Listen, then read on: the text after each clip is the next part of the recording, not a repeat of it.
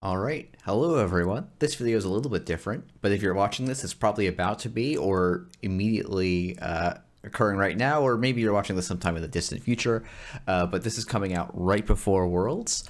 And so, of course, I'm going to do something really topical, which is analyze decks from the Continentals meta. Now, I am doing this because I do think there is stuff you can do with this when you're thinking about Worlds and prepping for Worlds, and also if you're just watching Worlds from home and it's your first time watching Netrunner, or you're a startup player primarily, or you just want a snapshot of the meta because you haven't seen it in quite a while. I think there's a lot of useful stuff you can get out of this. What I'm going to be looking at today is data from the American Continentals and the European and Africa Continentals. I went through all of the deck lists using a script, stripped out all of the names of the cards, and then tried to come up with ways to visualize and think about the data. I've linked in the description a link to a Google Sheet that you can use where you can make a copy, play with it yourself, you can comment, do whatever. Maybe catch errors because my script wasn't perfect. I unfortunately don't have the data from APAC, though I still owe a huge thank you to Ginevra, who tried to help me fix that data. I just gave her bad instructions, and so that I wasn't able to fix that data and incorporate that data set in time. But what we do have from this data set is, I think, a really nice snapshot of cards that are relevant to the meta and sort of the components of the meta prior to the ban list change that's going to mean that Worlds is a slightly different meta. I think Worlds is going to be different. I don't know if it's going to be radically different. I have some guesses, but they are really just that, guesses. And so we'll see. But I do think this video is going to be especially helpful if you're someone who is coming back to Netrunner, new to Netrunner, someone who plays primarily startup.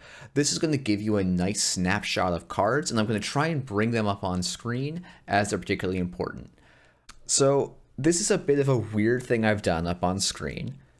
So this is a projection of all of the decks that people brought into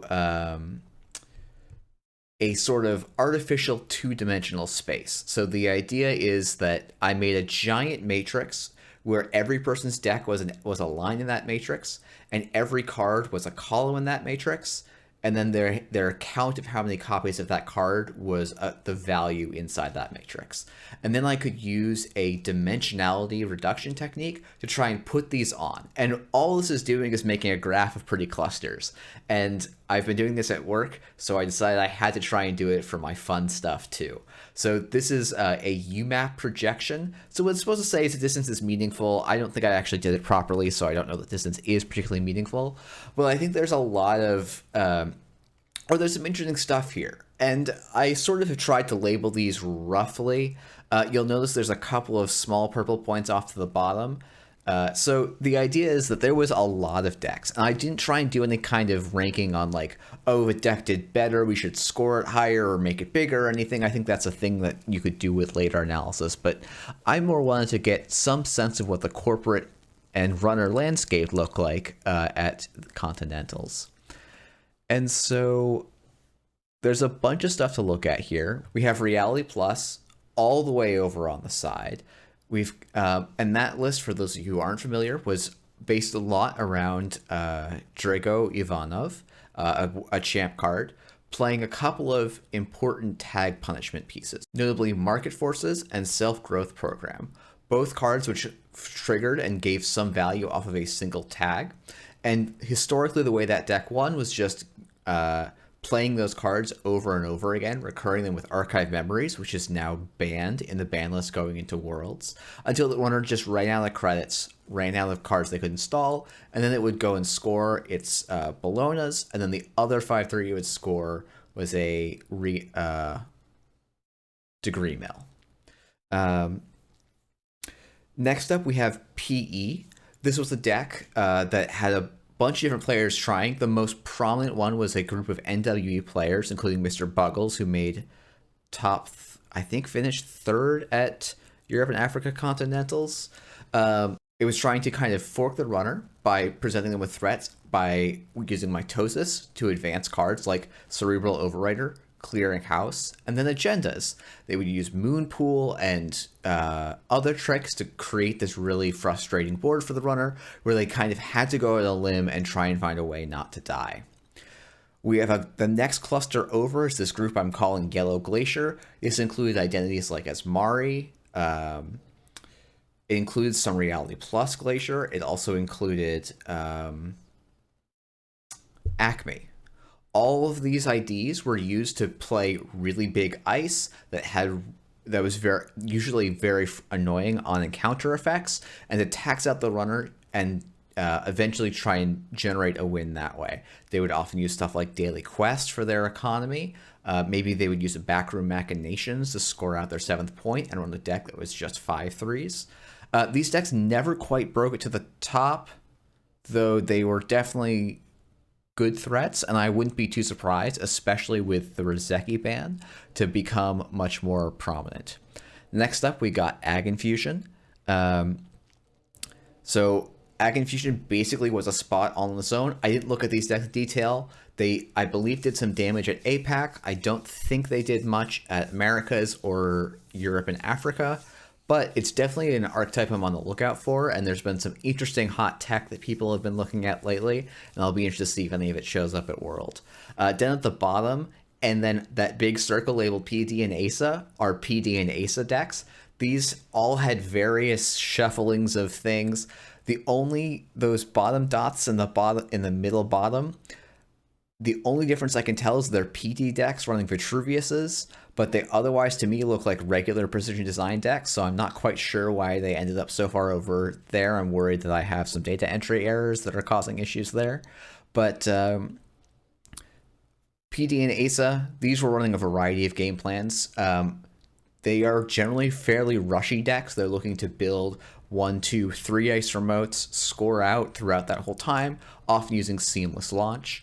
And then because the Endurance was such a powerful card for breaking ice, they would use cards like Next Activation Command or Anoetic Void to try and close stuff down.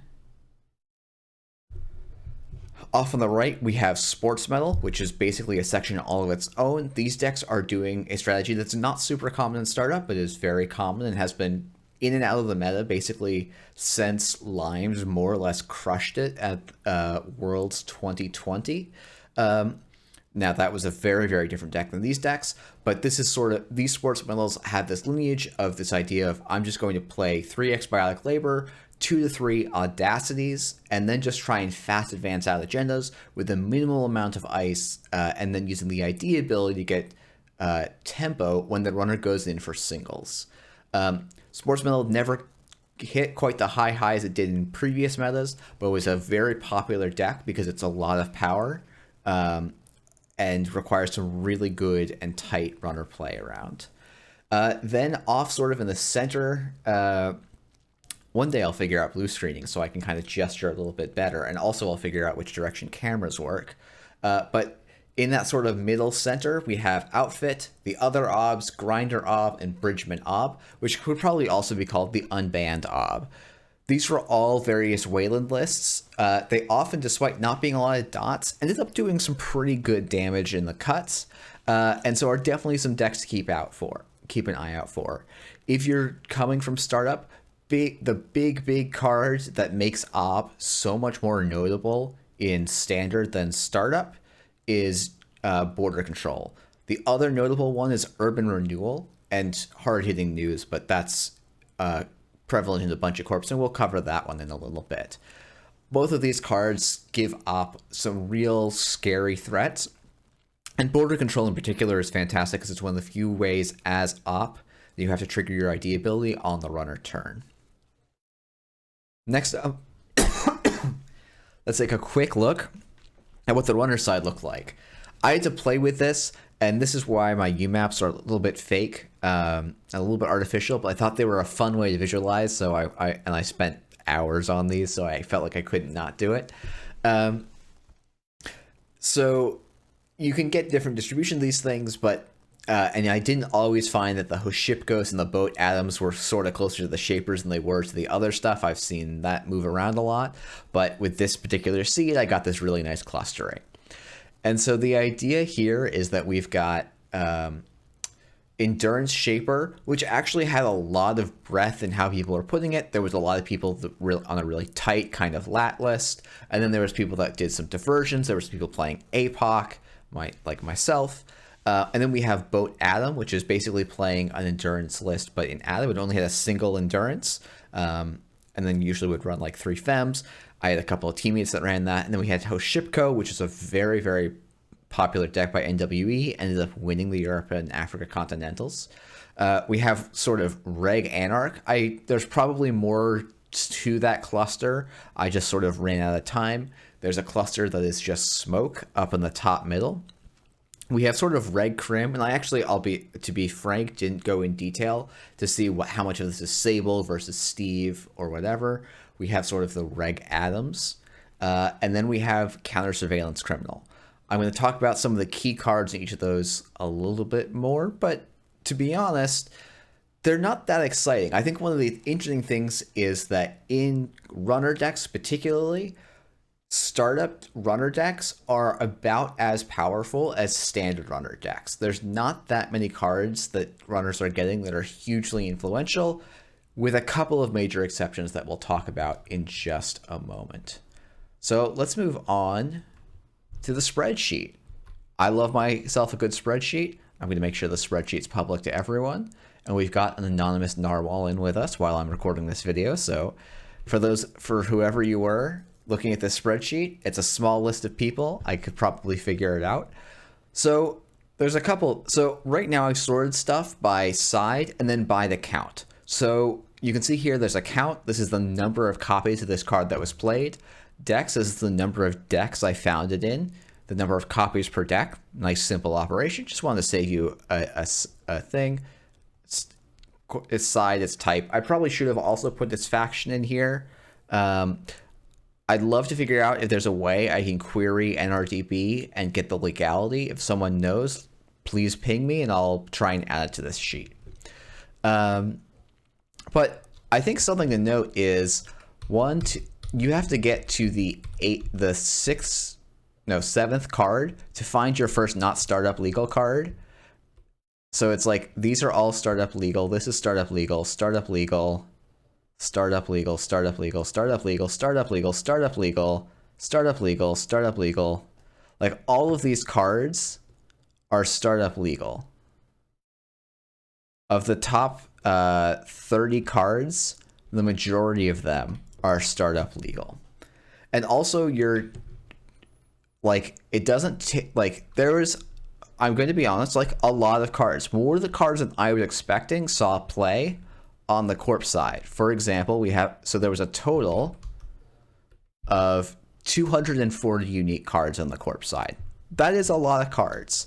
And it definitely gives me some more sympathy for people like, I don't want to jump in and have to learn that many cards. I think I think it's interesting where you can look and you can say, oh, what if I filter this? Oh, good. Okay, we got it. So we're down to only 95 cards. So that was over 200 cards, but only 100 of them actually saw play in like counts greater than 20 across 160 players. So you would like, there's a real fall off in how popular different cards are. Oh, I did miss one card. Rashida Jahim is not startup legal.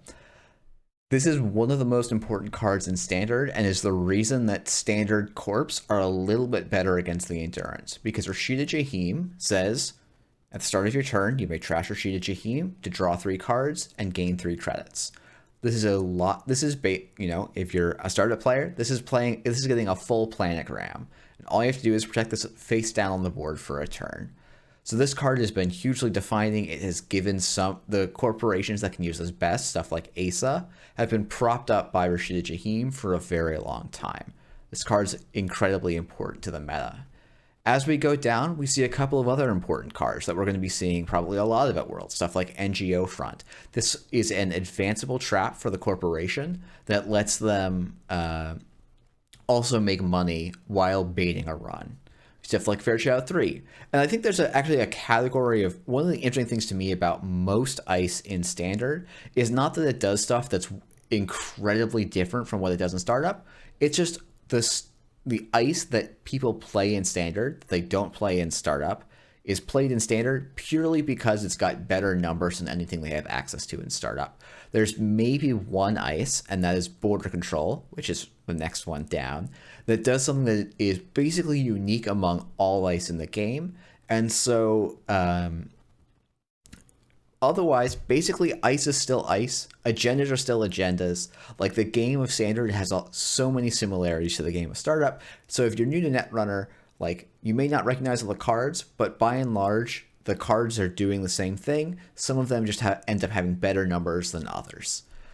But other stuff to call out, like, you probably don't see a lot of Megapres. You probably don't see a lot of Maviruses. You probably don't see a lot of Elvigar bifurcations.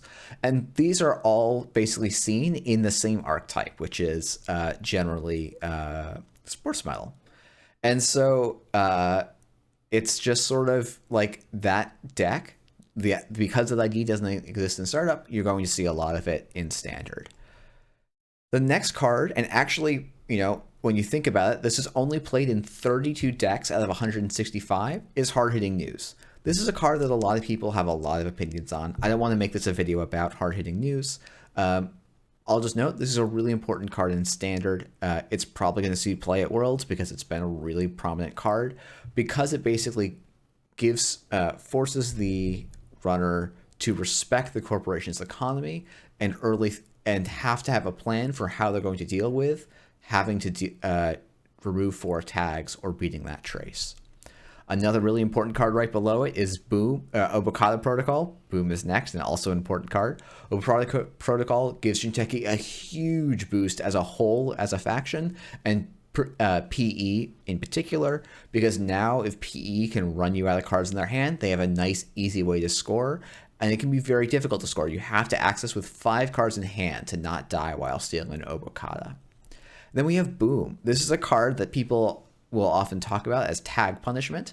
So, and why Hard Hitting News and to some extent Drago Ivanov are really important cards, because if the runner ever floats 2 tags and the runner has the corporation has 2 clicks and 4 credits, they can end the game on the spot in most board states. So interestingly, that's basically most of the important cards on the corp side that are not legal in standard. A startup, excuse me. Even something like Self-Growth Program, a card that was talked about a ton in the meta, only 12 decks played it, right? There's going to be cards you don't know and don't recognize, especially if you're watching on stream. We will have a panel up for the people on stream, so if you're newer and you're showing up and you don't know what a card is, call it out in chat. Andre and Neuropanzer are fantastic and are going to be there to help call out and clarify stuff. But many of these cards will be stuff that are familiar to you, and often if they're not, it's because their numbers are like 2 to 3 credits better than the relevant counterexample in startup. So let's move on to the runner side, which we're getting to right here. So most popular runner card, Sure Gamble. I actually think this is really interesting. You see basically 159 copies of Sure Gamble.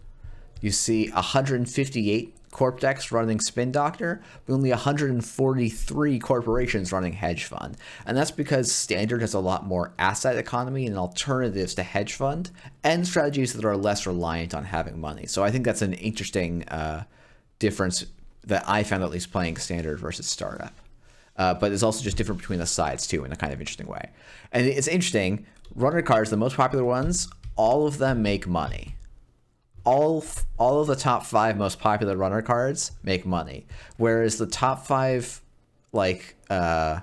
most popular corp cards actually do very different things, which I think sort of is it's something, it's probably says more structurally about the game than anything else. And then we have a ton of Shaper cards, because Shaper was the most popular choice in the meta. Like, so when 90 different decks are going to be running Diesels, Creative Commissions, Endurances, like, there's just going to be a lot of green cards very high up. Now, there's a couple of cards I do want to call out on the runner side. You're going to see Paperclip in almost every deck. It's interesting to note, if you go by how many different decks are running it, Paperclip is the second most popular runner card, but almost everyone was running only one copy in their deck. Paperclip is the premier barrier breaker. It's almost impossible to think of a way to print a better barrier breaker that isn't completely insane, and I think many would argue that Paperclip is completely nuts. The fact that you can click to draw, discard the Paperclip, and then install it when you actually go and encounter a barrier is a huge deal for using this for this breaker. It saves you a bunch of time, and this is part of a cycle of conspiracy breakers, the other ones being Black Orchestra and MK Ultra, all three of which have the property of installing from the heap, Paperclip being the special one that is so good it ended up on a restricted list for a while. Another card we will probably actually see more of because it managed to escape the ban list is Tapworm. This was a big card in the arguably, or more or less inarguably, the best deck in the format, Rozeki Pataplat. I think there was a couple of other decks that could reasonably also claim, but this is the one that was more or less setting the goalposts for the entire meta. And Tapworm was a way to passively make money off of the corp having money so that you were never behind in money. There are a couple of other important cards that you'll see, Mad Dash being a big one. This actually ends up changing the way the game flows a lot, because one of the corporation cards that I think I forgot to call out is Global Food Initiative. This is a big deal for the corps, this being Global Food Initiative up on the screen, because it means that you can run effectively an 18-point deck for the runner. So if you're running Global Food Initiatives and then all of your other agendas are 2 points, the runner has to steal 4 agendas, but you as the corporation can score 2 agendas and 1 GFI to win the game. So you're scoring only 3. This is part of why Precision Design has been such a strong deck for a while. Mad Dash got unbanned back in 21, and as a way to try and boost runners. And it is a very significant change to the meta, because now with especially stuff like Stargate, runners can be guaranteed to know that they're going to access an agenda, and all of a sudden they're playing on a 3 agenda score plan, just like the corporation is. Other cards that are there's actually not that many other cards that are notable. If we see more criminal, the big card we're probably going to see is Diversion of Funds. This gets played as a 3 of in almost every criminal deck, as you can see by its 2.87 play rate. And then we have Black Orchestra and MK Ultra, and we have, as a whole, about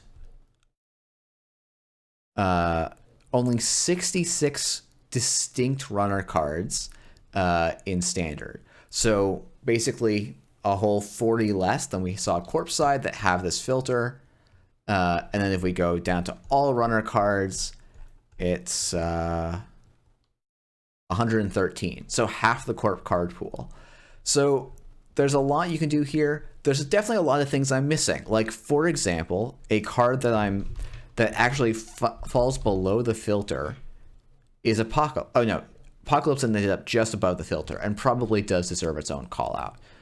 This card is a huge card. It's a deck building choice and investment that the runner makes beforehand, and then during the game completely wrecks the corp, especially if they don't know what's going on. For those of you who have never seen Apocalypse before, you get to basically wipe the corporation's entire board at the expense of turning all your cards face down. Face down cards do nothing. They have no card text. They have no type. They can be sold to Aesop's Pawn Shop, which is something that Shapers have often done, and sometimes Anarchs have even imported Aesop's to go and get that in faction. This is a card to watch out for. It took me to second at Europe and Africa Continentals. And then we also, while we're down here, I should mention DJ Fenris. It's a limit 1 per deck, so the number of copies is equal to the number of decks running it. And this lets you kind of be 2 IDs at once, which is a lot of fun. The most often used case is for non-criminals to grab a copy of Steve Cambridge so they can play their deck a second time. I should probably shout out Adam, but I think what I should probably do for Adam is find an Adam stan and just get them to talk with me, get a couple of Adam stands on, and maybe we'll talk about why Adam is cool and why he was played a little bit in the Continentals. But that's actually it. I wanted to keep this video a little bit shorter so I could edit it, put it up in time for Worlds. And for those of you at Worlds, I'll see you there. For those of you watching remotely, you probably won't see me on stream, but I will. I'll be there in the background, and I hope you all have fun. And I'm looking forward to Worlds a lot. So thanks everyone for watching, and like and subscribe. I'm almost at 1,000 followers. So I should probably do like an AMA or something if people want to do that at 1,000 followers. But yeah, thanks everyone.